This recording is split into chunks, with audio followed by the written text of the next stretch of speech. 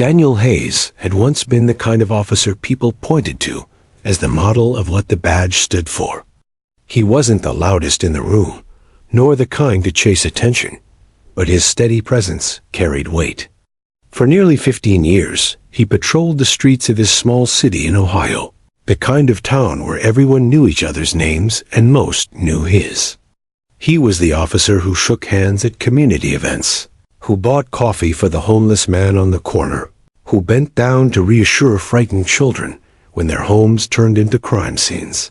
But now, as he walked up the stone steps of the courthouse on a gray Monday morning, there was no applause, no nods of gratitude, no neighbors waving at him.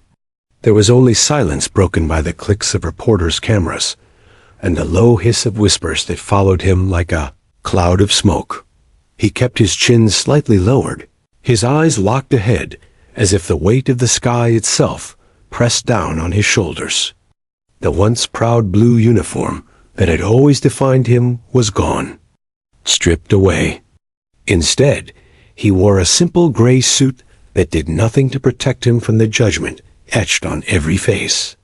He wasn't Officer Hayes anymore, not even Sergeant Hayes. He was just Daniel, a suspended man accused of betraying the very oath he had lived by. Every step he took toward the tall double doors of the courthouse reminded him of the day they'd taken his badge.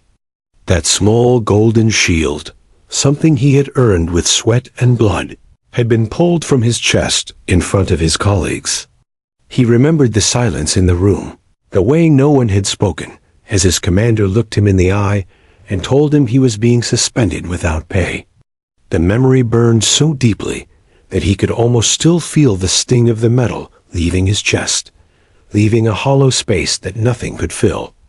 "Officer Hayes," one of the reporters shouted from the steps, her voice shrill above the murmurs. "Do you have anything to say about the charges?" He didn't answer. He couldn't, not here. Not when every word might be twisted and splashed across tomorrow's headlines. He just tightened his jaw and kept walking, his attorney at his side. Inside the courthouse, the air was no kinder. The marble floor echoed with the sound of his shoes, a sound too sharp, too loud in the hushed space. He could feel the stares of strangers, of old acquaintances, of people who had read about his case in the newspapers. To them, he wasn't a man fighting for his career. He was a scandal. A headline made flesh. The courtroom itself seemed colder than he remembered from the few times he'd testified there as an officer. Back then, he had always walked in with confidence, with the truth at his back, the jury listening to his words with respect. But today, as he stepped through the doors, he felt like an intruder. The benches were packed reporters with notepads, townspeople curious to see a fallen hero, even a few former colleagues in uniform. He could hear them whispering as he moved to his seat.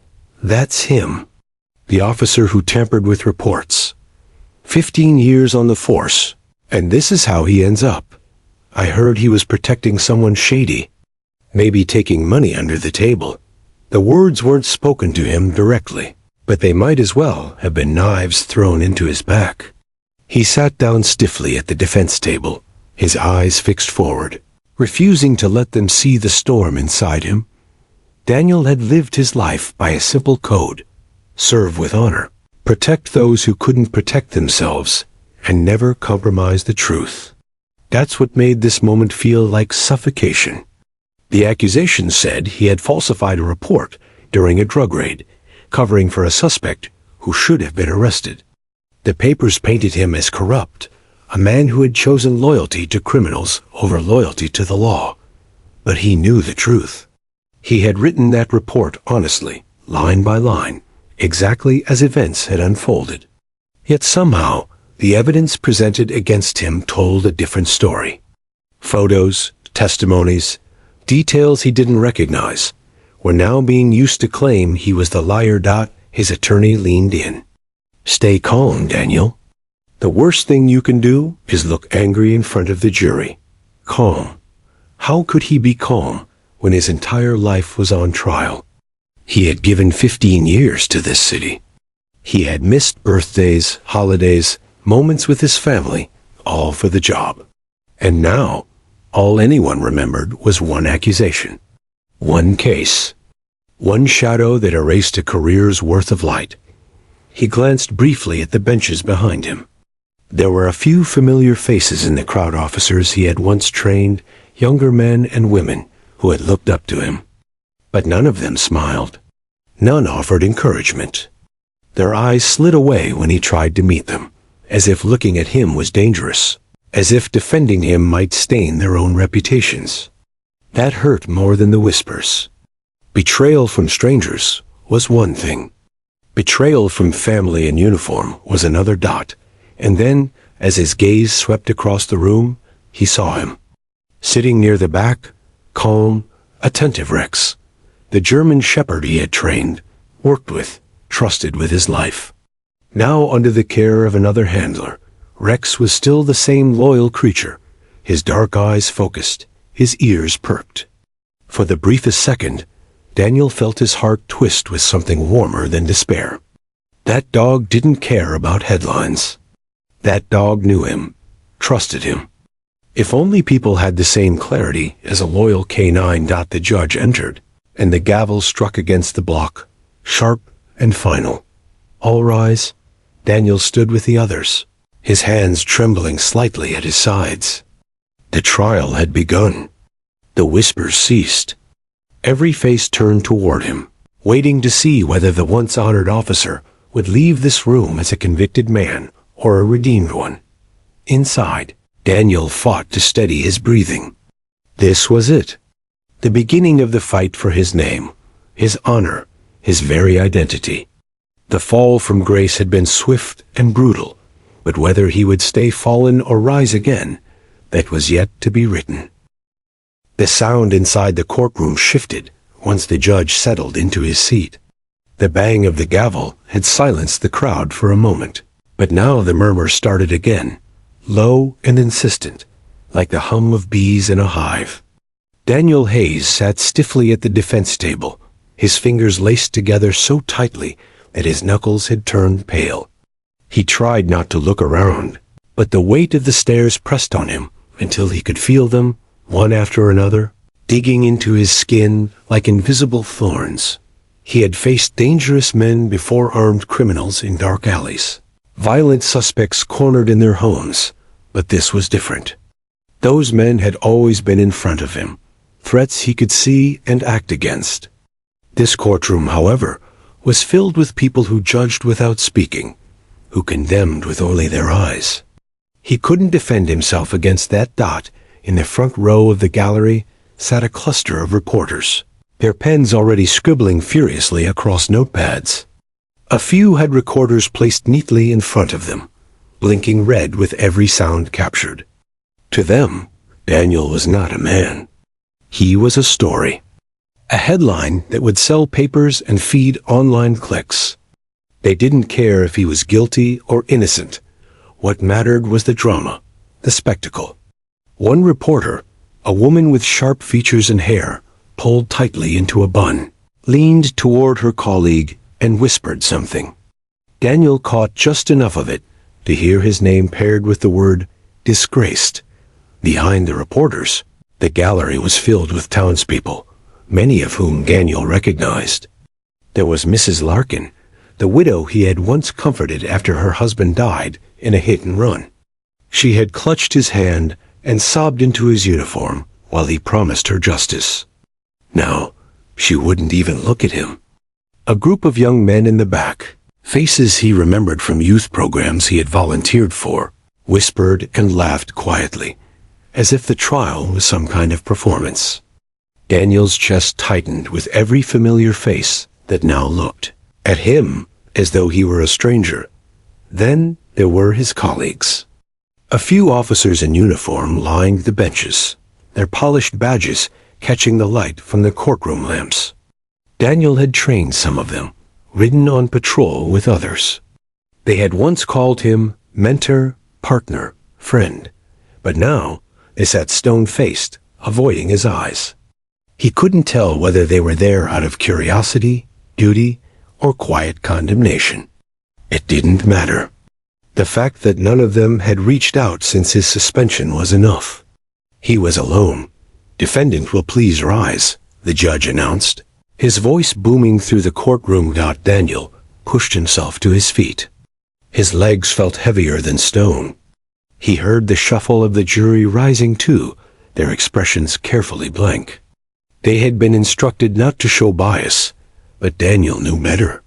He had sat in this very courtroom too many times to think jurors were truly neutral. They had already formed opinions. The whispers from the gallery, the news reports, the rumors, it all sank into their minds like ink on paper. When he sat back down, the murmurs swelled again. His attorney, Martin Cole, leaned toward him, speaking in a hushed tone. "Keep your face neutral. Don't let them see you react to the crowd." Daniel nodded faintly. Neutral. He had worn that mask before, when interrogating suspects, when standing guard at funerals, when delivering bad news to families.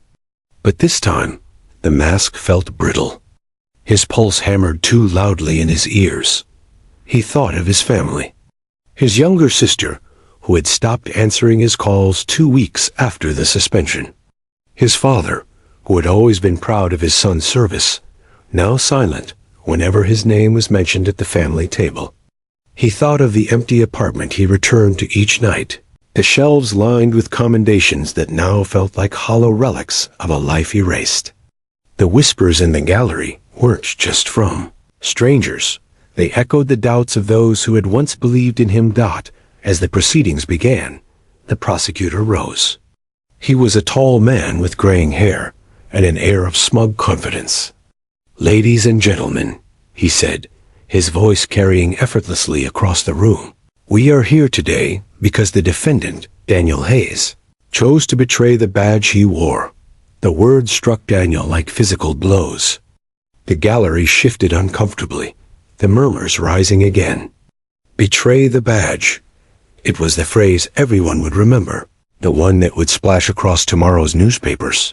The prosecutor continued, pacing slowly. This man, entrusted with authority, manipulated evidence, falsified reports, and sought to shield criminals rather than protect the innocent. He gestured toward Daniel, with a hand that trembled with theatrical energy. "We will show you proof that the defendant is not the hero he once pretended to be, but a liar, a fraud, and a danger to the very people he swore to serve." The whispers swelled louder, turning into gasps. Some people shook their heads. One woman muttered, "I knew it," loud enough for Daniel to hear. He closed his eyes for a moment, steadying his breath. He wanted to leap to his feet, to shout his truth, but the law kept him chained to silence. His chance to speak would come later. For now, he had to endure. The judge rapped the gavel once to quiet the crowd, but the damage was done. The gallery had heard the accusation, and they were hungry for more. Daniel's eyes drifted again to the back of the room, where Rex sat beside his handler. The German shepherd was motionless, his dark eyes locked on the proceedings as if he understood the gravity of it all. Daniel felt a pang in his chest. That dog had been with him through nights when bullets had flown, when danger had lurked around every corner. And unlike the faces in the crowd, Rex's loyalty had never wavered. It struck Daniel then how cruel the world could be. A dog's bark could carry truth, loyalty, and recognition, while human whispers carried doubt, betrayal, and lies. The gallery whispered about his guilt, his shame, his downfall, but Rex remained silent, steady, watching him not as a criminal, but as a partner. The prosecutor's voice rose again, pulling Daniel back. He was presenting the first witness. The gallery leaned forward, hungry, eager for the drama. Daniel glanced at the jury and saw some of them scribbling notes, their faces grim. The whispers in the gallery died down as the witness took the stand, but Daniel knew they would return the moment the testimony ended. They always did. Like a storm gathering, they would swell and rise, carrying with them every doubt, every rumor, every suspicion until they drowned him completely. He sat back in his chair, his eyes steady, but his mind burning. If whispers could destroy a man, then truth would have to shout louder. And somehow, he prayed, it would. The prosecutor adjusted his glasses, pausing deliberately before the jury as if the silence itself were another weapon in his arsenal. His voice, when he spoke again, carried a confidence that only years of courtroom victories could grant. Members of the jury, today you will see that the evidence against Daniel Hayes is not based on speculation or rumor. It is not conjecture or personal opinion. It is cold, hard fact. Daniel sat rigid in his chair, every muscle in his body tense, his eyes fixed forward. He had heard these words before, not in this exact courtroom, but in others, when he'd been on the other side, when he was testifying against criminals. Back then, he had believed in the system, believed that the truth always emerged through facts. But now, hearing those same words pointed at him, he realized how fragile that belief really was.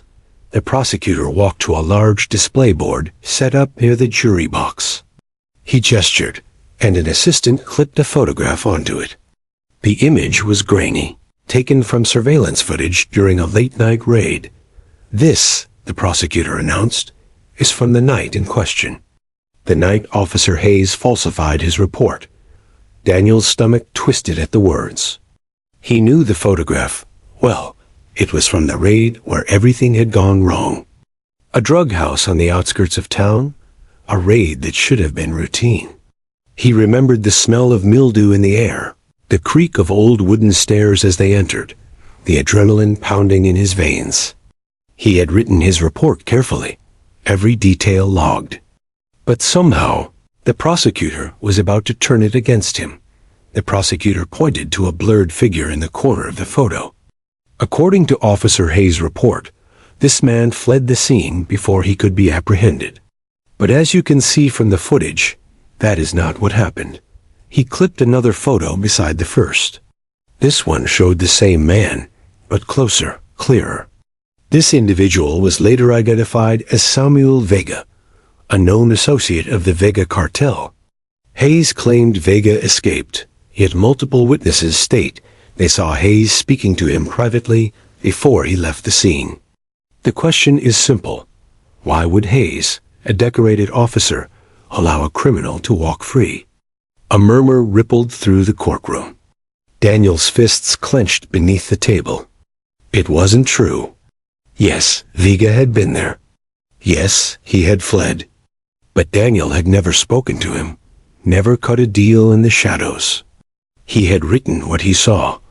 Vega ran, and they couldn't catch him. That was the truth. Yet now, with photographs and witnesses lined against him, it sounded like a lie. The prosecutor wasn't finished. He clipped up another piece of paper, Daniel's own report. Here is the defendant's written statement, submitted the morning after the raid. He tapped the page with a pen. Notice how conveniently certain details are omitted. Hayes makes no mention of Vega by name. He describes the suspect only as male, approximately 6 feet tall, wearing dark clothing. A vague description, despite the fact that Vega was a well-known target in this operation. Why omit his name? Why protect him? Daniel's attorney shifted in his seat, but said nothing. It wasn't time to object yet. The prosecutor moved to another piece of evidence, this one more damning. A sworn statement from one of the junior officers on the raid. Officer Miller testifies that he saw Hayes speak to Vega near the back door of the house. That he heard Hayes say, "Go, get out of here." That Hayes deliberately let him slip away. Gasps filled the gallery. A woman whispered, "Unbelievable," and shook her head. Daniel closed his eyes briefly, fighting the urge to stand and shout. He had never said those words. Miller was lying, or worse, being used as a pawn in someone else's scheme.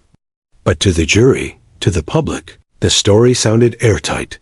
"Ladies and gentlemen," the prosecutor said, turning back to the jury, "this is not a case of poor memory or oversight. This is deliberate deception." Daniel Hayes chose to betray his oath. He chose to protect a criminal rather than arrest him. And we will show you, piece by piece, how deep that betrayal runs. He walked back to his table, gathering more documents. Next, you will hear about the financial records. In the months leading up to the raid, Hayes deposited sums of money that cannot be explained by his salary alone. Another murmur swept the courtroom. Daniel's head jerked up. Money? He had savings, yes, and a modest inheritance from his mother, but nothing illegal. Nothing dirty. Yet here it was, being twisted into something sinister. The prosecutor laid out bank statements, highlighting deposits. $2,000 here, $3,500 there. Unusual amounts, inconsistent with his known income. Where did that money come from? The answer, we contend, is clear. Payments for protection. Payments from Vega's associates to ensure their operations continued without interference. Daniel felt his throat tighten. He wanted to shout that it was false, that he could explain every dollar, but his attorney placed a calming hand on his arm, a silent reminder to stay quiet. His time would come. The evidence continued to pile up: photographs, testimonies, financial records.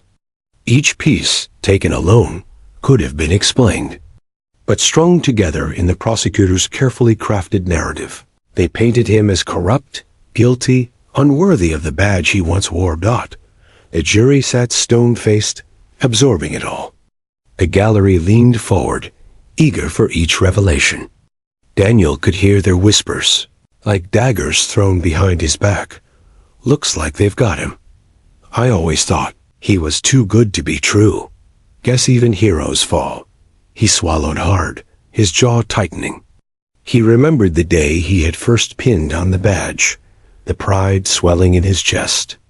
He had sworn to uphold the law, to protect the innocent. And now, those words felt like ashes in his mouth. The prosecutor finally concluded his presentation, his voice ringing with finality. This is only the beginning. By the end of this trial, there will be no doubt left. Daniel Hayes is not the man he pretended to be. He is a traitor to his oath, a danger to the people of this city, and he must be held accountable. The gavel struck once to signal a recess. The crowd erupted into whispers again, louder this time, feeding on the drama like vultures, circling a wounded animal. Daniel remained seated, his body heavy, his soul battered. He stared at the photographs, still clipped to the board: his report, the surveillance footage, the lies dressed as truth. To the world, it was damning. To him, it was a nightmare made real. And yet, in the back of the courtroom, Rex sat quietly, his eyes fixed on Daniel. The dog didn't care about evidence, about narratives spun by lawyers. He cared about truth, about instinct. And though Daniel didn't know it yet, Rex would soon become the key to unraveling everything. For now, though, all Daniel could feel was the crushing weight of the evidence against him. When the recess ended, the courtroom resumed with the same heavy air.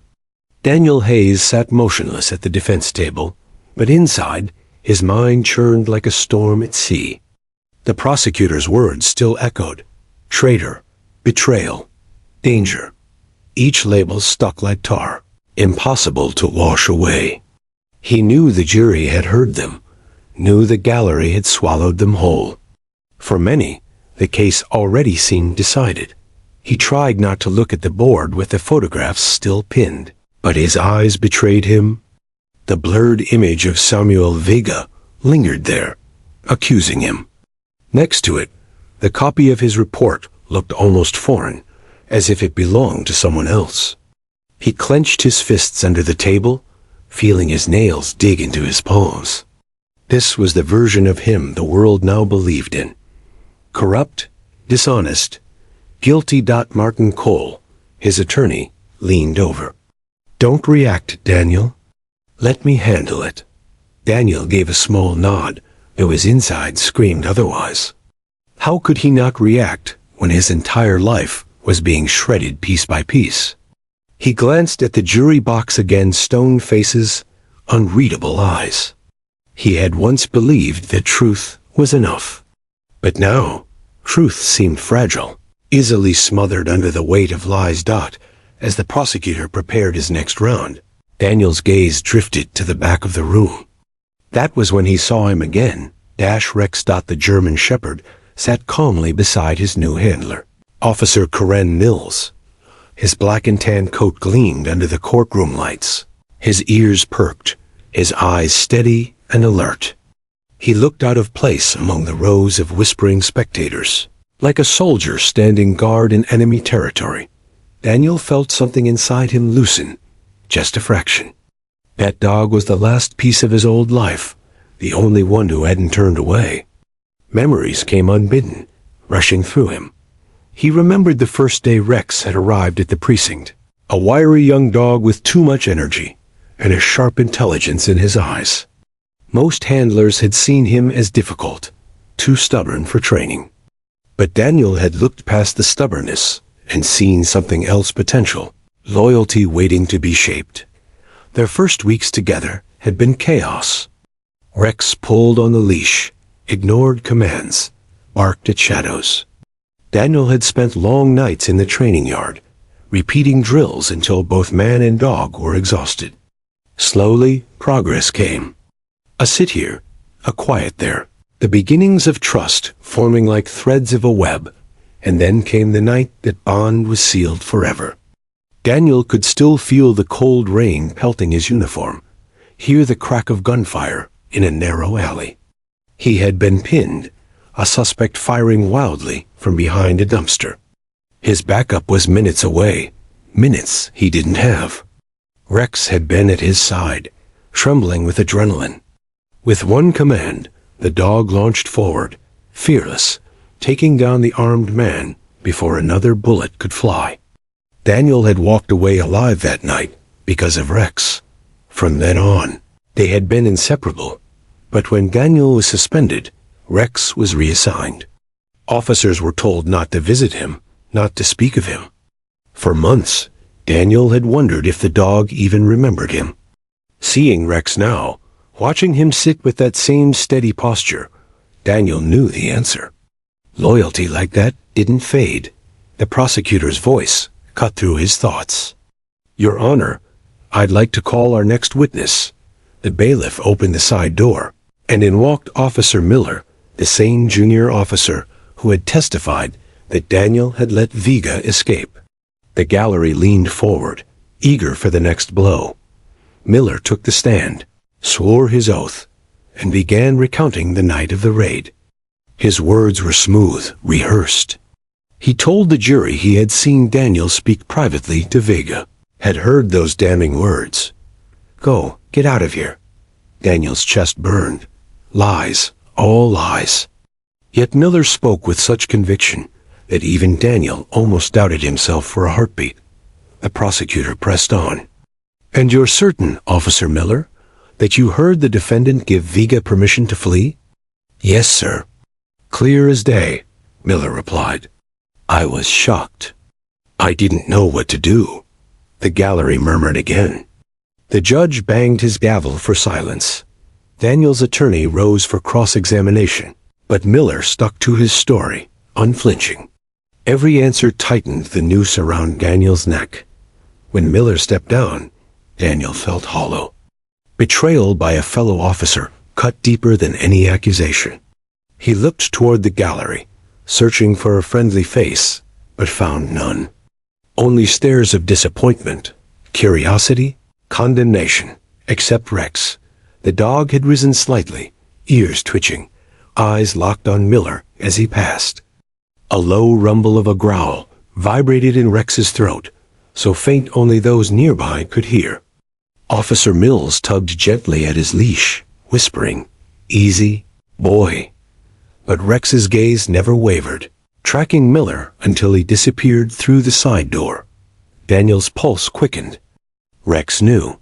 He didn't know how, but the dog had sensed something: dishonesty, guilt, something off. Daniel had seen it before, countless times. Rex had an uncanny ability to read people, to detect lies and fear. The courtroom carried on, more witnesses stepping up, more evidence piling high. But Daniel's thoughts clung to that moment. Rex's growl, his unwavering focus on Miller. It was the first flicker of hope Daniel had felt in months. During another recess, Daniel risked a glance toward Officer Mills. She noticed and gave him a brief, sympathetic nod. She had joined the department after his suspension, so they had never worked together. But she had surely heard the rumors, the whispers. Still, she seemed different, not eager to judge, not eager to condemn. And she had chosen to bring Rex today, though she hadn't been required to. Daniel sat back, breathing slowly. He couldn't prove his innocence yet, not with words, not with evidence twisted against him. But maybe, just maybe, Rex could dot as court resumed. The gavel striking once more, Daniel straightened in his chair. The world had turned its back on him, painting him as a traitor, a disgrace. But he wasn't alone.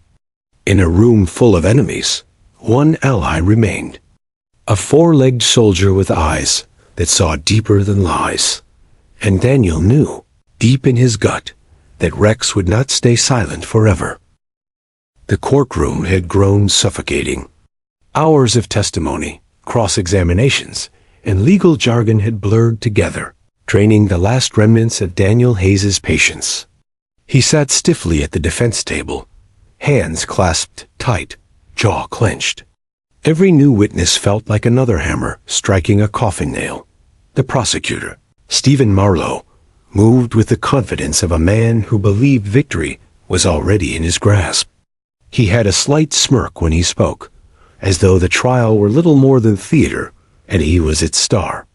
Each time he glanced at Daniel, the smirk sharpened into disdain. "Your Honor," Marlowe announced, standing tall, "the state would like to call our next witness Mr. Anthony Vega." The name rippled through the gallery like a sudden gust of wind. Heads turned, voices murmured. Daniel froze, his pulse spiking. Vega. Samuel Vega's younger brother, the man with ties to half the city's underworld. Daniel had suspected from the beginning that Vega was the key to the puzzle. But the idea of him stepping into this courtroom, sworn to tell the truth, felt surreal. The bailiff opened the side door, and in walked a wiry man in a gray suit, his hair slicked back, his eyes darting nervously around the room. He looked smaller than Daniel remembered, but there was still something snake-like about his movements. Coiled and tense as Vega approached the witness stand, a sound shattered the stillness. "Bark!" It was sharp, commanding, and startling enough to make half the courtroom jolt in their seats. The gavel clattered from Judge Whitmore's hand, hitting the wood floor with a loud crack. The entire room turned toward the source. Rex. The German shepherd was on his feet now, muscles taut, ears pricked, eyes locked squarely on Vega. His bark echoed again, deeper this time, vibrating through the chamber. It wasn't a random outburst. It was deliberate, purposeful. "Order!" Judge Whitmore barked himself, though his voice lacked its usual authority. He glanced at Officer Mills, who struggled to steady the dog. "Control that animal, officer." I'm trying, Your Honor," Mills stammered, tugging at the leash. But Rex refused to sit, his gaze unwavering, hackles raised. A low growl rumbled from his chest like distant thunder. The gallery buzzed, whispers rising like a tide.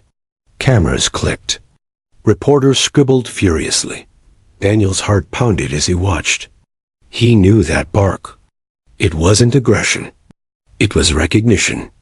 Rex had caught a scent, something familiar, something damning. Vega, for his part, had gone pale.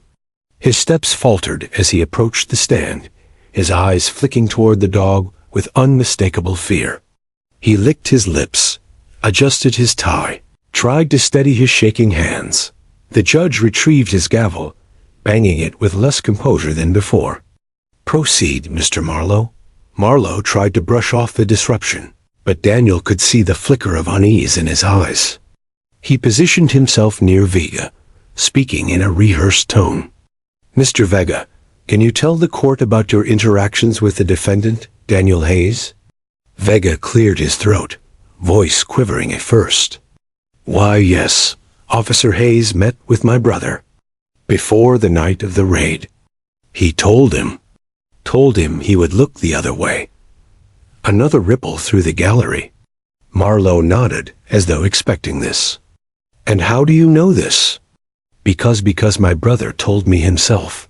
Rex barked again, loud and sharp, making Vega flinch mid-sentence. The judge sighed, pinching the bridge of his nose. Officer Mills, if you cannot restrain that dog, I'll have it removed. Your Honor.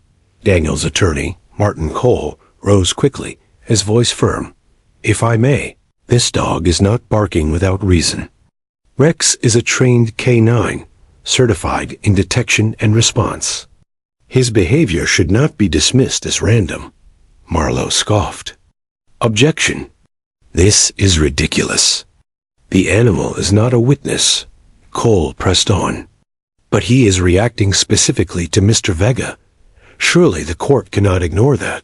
The judge hesitated, caught between protocol and the undeniable disruption. Finally, he gestured for Cole to continue. You may cross-examine the witness. Cole approached Vega slowly, eyes narrowing. Mr. Vega, you claim your brother confided in you that Officer Hayes allowed him to flee, correct? Yes, Vega muttered, shifting uncomfortably. And yet, until this trial, you never came forward with this information? I was afraid. Rex's growl deepened. His teeth flashed for a brief second before Mills steadied him again. Cole leaned closer. Afraid or hiding something?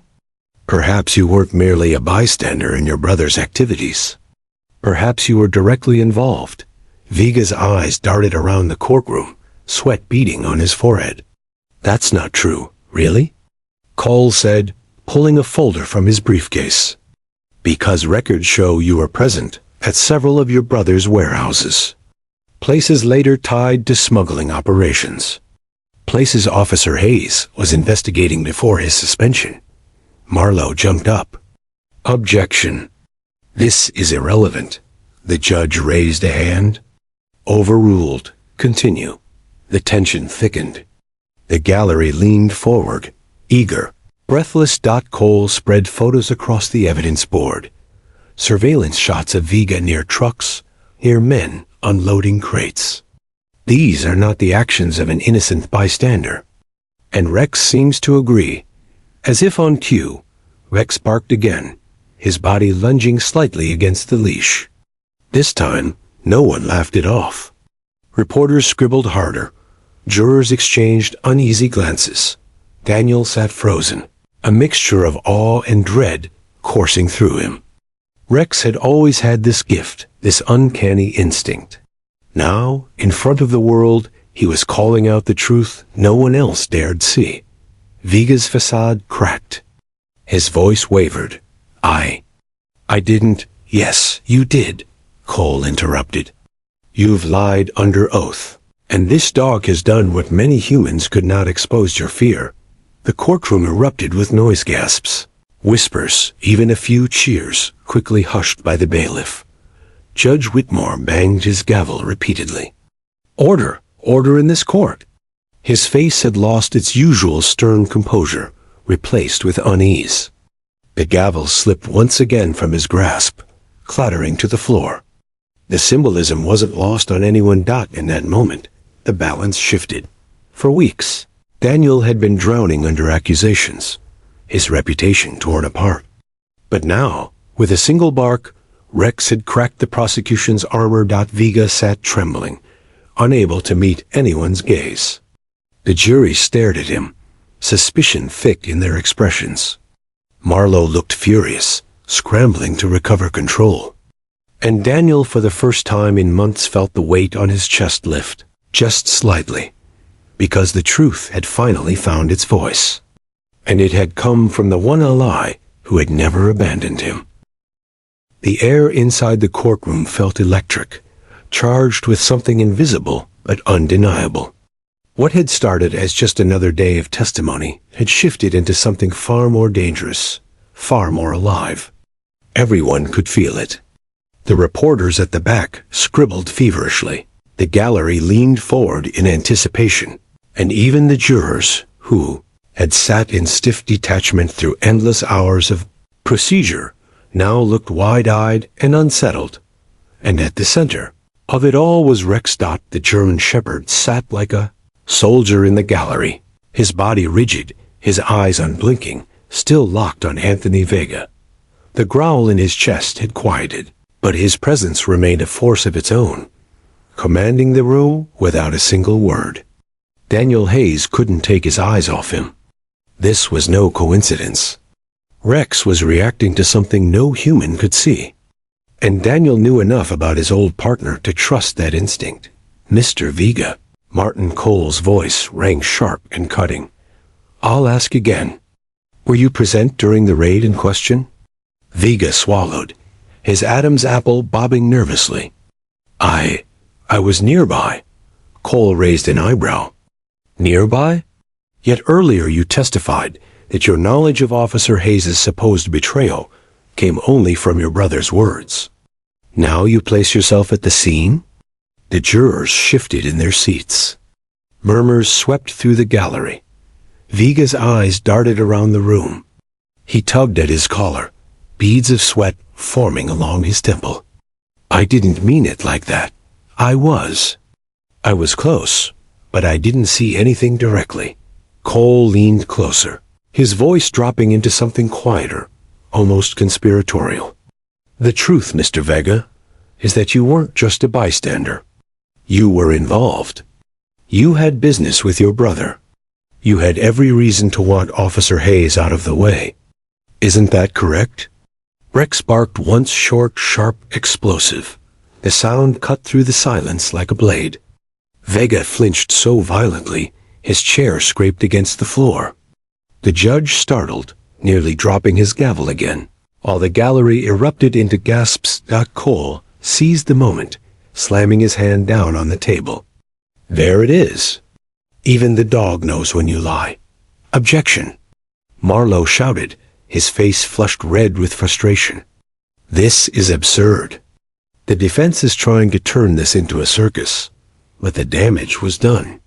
Vega's composure had crumbled. His voice trembled. I don't know what you want me to say."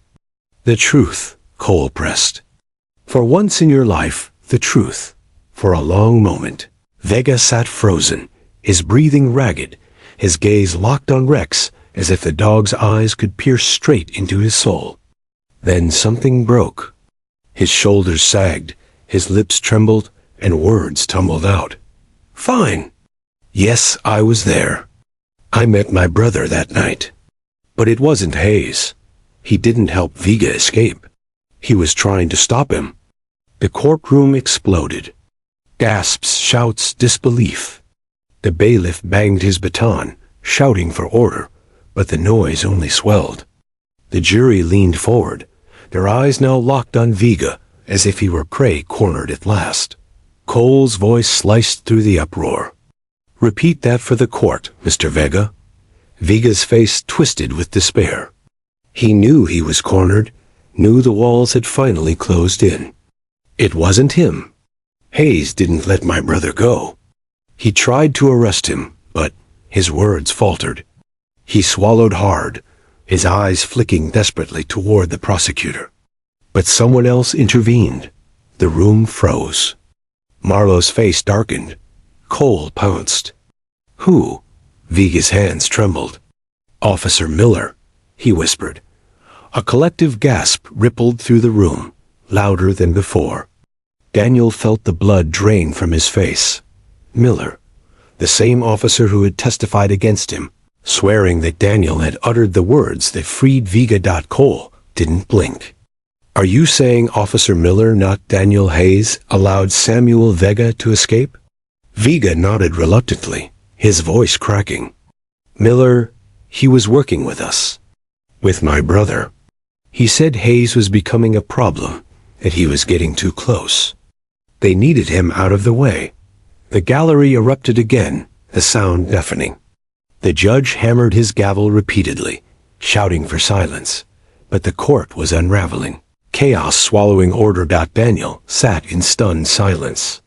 He had suspected corruption, suspected someone was behind his downfall, but hearing the name aloud, hearing Miller's betrayal confirmed, still cut like glass.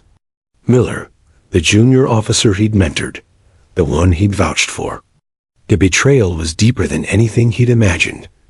Rex barked once more, this time not at Viga, but toward the side door, as if he knew Miller was close, lurking in the corridors of justice. The sound echoed, primal and commanding, silencing the courtroom better than any gavel could.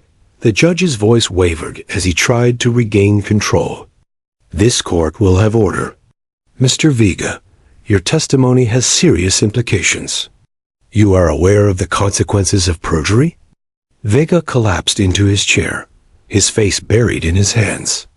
I don't care anymore. I can't lie about it any longer. Miller promised me protection, but it was all falling apart. Hayes never betrayed the badge. He was set up. Daniel's throat tightened. For the first time in months, the crushing weight of guilt and shame lifted just enough to breathe. He looked at Rex, who now sat calmly, chest heaving, his duty fulfilled. That arc, that moment, had torn through lies and dragged the truth into the light. Cole turned to the jury, his voice steady, firm, righteous. Ladies and gentlemen, you've just heard it yourself. My client, Officer Hayes, was not the traitor. He was the target of betrayal. He stood for honor, for justice, and was punished because of it. But now, thanks to the only loyal witness left, Rex, the truth is clear. Marlowe fumbled for words, but his case was unraveling in front of him. No polished speech, no dramatic evidence board could cover the cracks anymore. The jury had seen the panic in Viga's eyes, had heard his confession with their own ears. And they would never forget the dog's unshakable instinct. Judge Whitmore finally restored a fragile silence. His face was pale, his voice heavy. This court will recess until further notice. Bailiff, take Mr. Viga into custody for perjury. And bring Officer Miller in for questioning. The gavel struck once, a hollow sound. For the first time, Daniel noticed it trembled in the judge's hand. As the courtroom began to empty, the gallery buzzing with frantic voices, Daniel stayed seated, still absorbing what had just unfolded. He felt Cole's reassuring hand on his shoulder, heard him say something about how they were finally turning the tide. But Daniel's eyes remained fixed on Rex. The dog sat calmly, his head tilted slightly, as if he understood exactly what he had done. Their eyes met, and Daniel felt a swell of gratitude so fierce it nearly broke him. He had been abandoned by his department, his friends, his city. But Rex had never left, and in the end, it wasn't a lawyer, a witness, or even the judge who cracked the case. It was a bark, a single, loyal bark that carried the weight of truth. Daniel whispered under his breath, words only Rex could hear. Good boy. The dog's ears flicked, his tail gave the slightest wag. The bond between them, tested by time and betrayal, had just saved Daniel's life, and the world would never forget it. The courthouse did not return to calm when the judge called for recess. If anything, the air thickened with a feverish energy, like the moment before a thunderstorm breaks. Reporters swarmed the hallways, their phones buzzing with headlines already flooding the internet. K9 disrupts trial, exposes star witnesses' lies. Cameramen jostled for position, hoping to catch a glimpse of the players involved. Inside the courtroom, Daniel Hayes sat in stunned silence, still processing the avalanche of truth that had just been unleashed. Anthony Viga's trembling confession replayed in his mind like a broken record. It wasn't him. Hayes didn't let my brother go. Miller was the one. The words both vindicated and gutted him. Vindicated because at last, The world could see what he had always known. He was innocent. Gutted, because the betrayal had come from someone he had trusted like family. Miller wasn't just a fellow officer. He had been a rookie Daniel had mentored, defended, and believed in. And now, that rookie had been the knife in his back. The bailiff opened the side door, and the noise in the gallery swelled as two officers escorted Miller into the room. His uniform was crisp, his posture rigid, but his face was tight, his jaw clenched as though he were walking into battle. Rex reacted instantly. The German shepherd stood, pulling taut against Officer Mills's grip, his ears pinned forward, eyes blazing with recognition. A guttural growl erupted from his chest, deep and primal, the kind that froze even hardened criminals in their tracks. The sound cut through the chatter, silencing the room with a force more powerful than the gavel. Judge Whitmore's voice wavered as he tried to maintain control. "Officer Miller, step forward."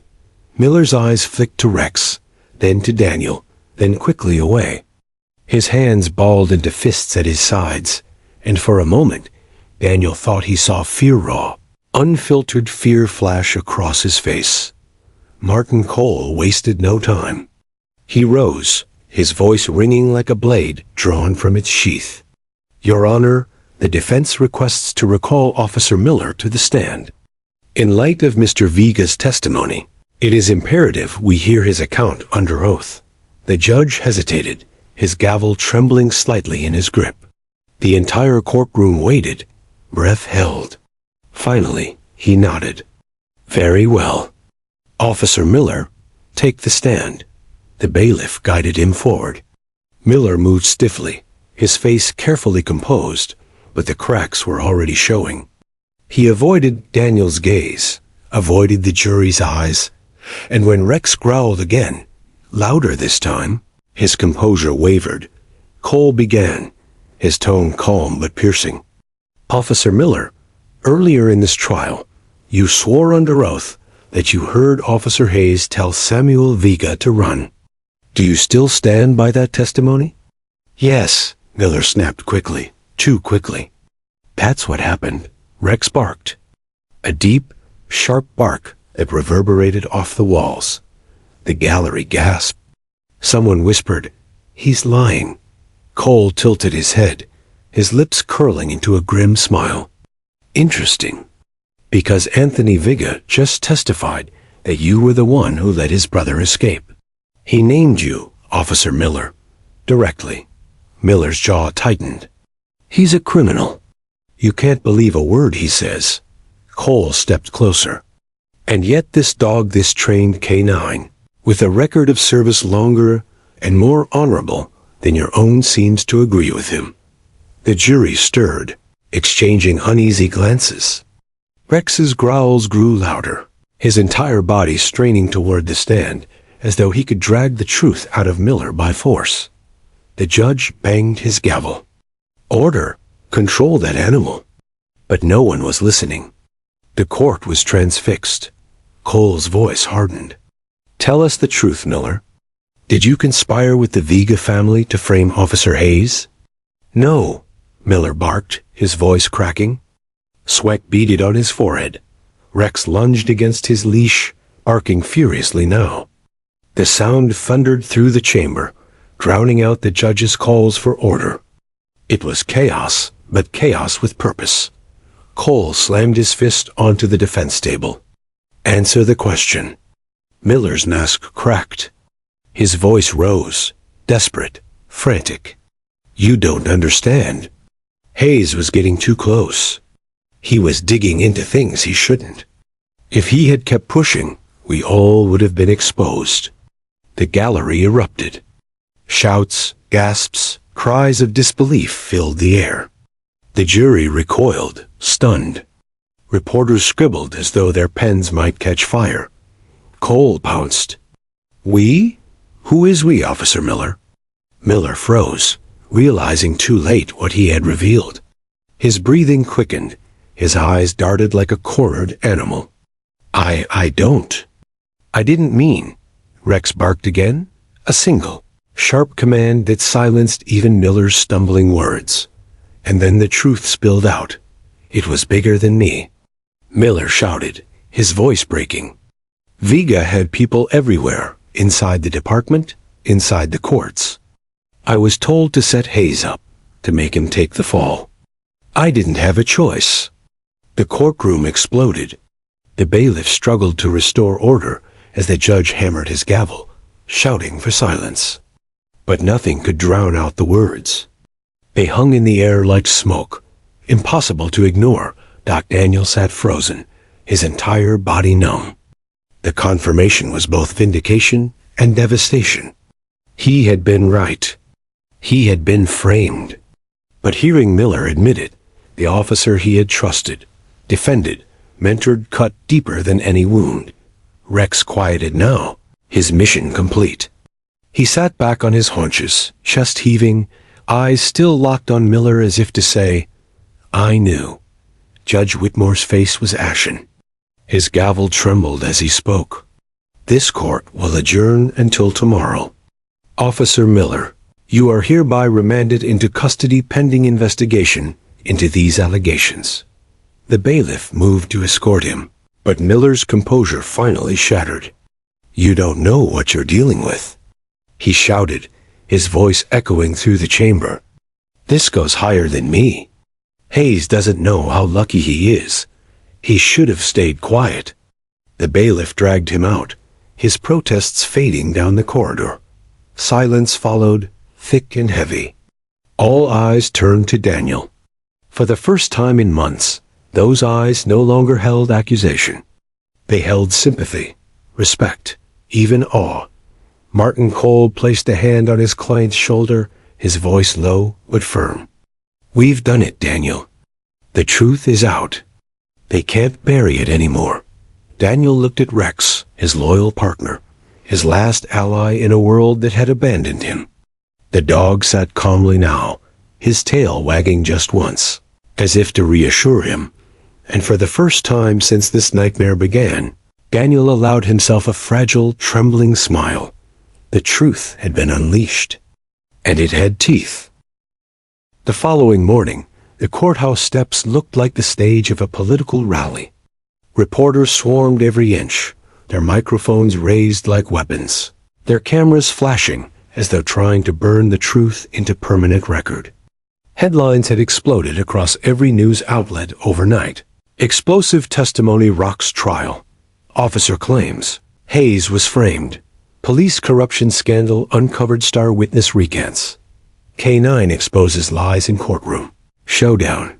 For months, Daniel Hayes had been the villain, the disgraced officer, the man who had betrayed his badge. But today, as he walked up those courthouse steps, escorted not in chains, but with his attorney at his side, the whispers carried a different tone. Not accusation, not contempt. Something else. Respect. Inside, the courtroom hummed with nervous anticipation. The jury filed in, their expressions tight with focus. Judge Whitmore entered last, his face paler than the day before, his hands trembling slightly as he adjusted his robe. The weight of Miller's confession still hung in the air like a storm cloud refusing to dissipate. Daniel sat at the defense table, Rex curled loyally at his feet. The dog was calm now, his head resting on his paws, but his eyes remained sharp, ever watchful. It was as if Rex understood that the hardest part of the battle had already been fought. Martin Cole rose first, his voice steady, confident. Your Honor, ladies and gentlemen of the jury, what we witnessed yesterday was not just the unraveling of a lie. It was the exposure of a conspiracy. My client, Officer Daniel Hayes, has carried the weight of false accusations for months. His career, his reputation, his very life was nearly destroyed. But through the testimony of Anthony Vega, through the undeniable reaction of his loyal K9 partner, and finally, through Officer Miller's own admission, the truth has emerged. Officer Hayes is innocent. He paused, letting the words settle over the jury like a cleansing rain. We ask not only for acquittal. We ask for restoration. The prosecutor, a woman named Carolyn Birch, stood reluctantly. Her voice lacked its earlier conviction, her arguments reduced to embers in the wake of the firestorm. The state acknowledges the new evidence. Officer Miller's testimony will be investigated further. Given the circumstances, we cannot in good faith maintain the charges against Officer Hayes. A collective gasp swept through the courtroom. Reporters scribbled furiously, jurors exchanged glances, and Daniel's heart pounded so loudly he could hear it in his ears. Judge Whitmore leaned forward, his gavel clutched tight. His voice trembled, but his words carried the weight of finality. This court hereby dismisses all charges against Officer Daniel Hayes. He is cleared of all wrongdoing. Court is adjourned. The gavel struck, sharp and definitive. For a moment, there was silence. Absolute silence. And then it broke applause from the gallery, cheers from the back rows, the sound of years of suspicion shattering in an instant. Daniel sat frozen, his breath caught in his throat, until Martin Cole gripped his shoulder and whispered, "It's over. You're free." Free. The word felt foreign, almost fragile, as though it might shatter if he dared to believe it too fully. But then Rex stood, pressing his head against Daniel's knee, tail wagging with slow, deliberate certainty. And Daniel finally exhaled, tears pricking his eyes as he whispered, "We did it, boy. We made it."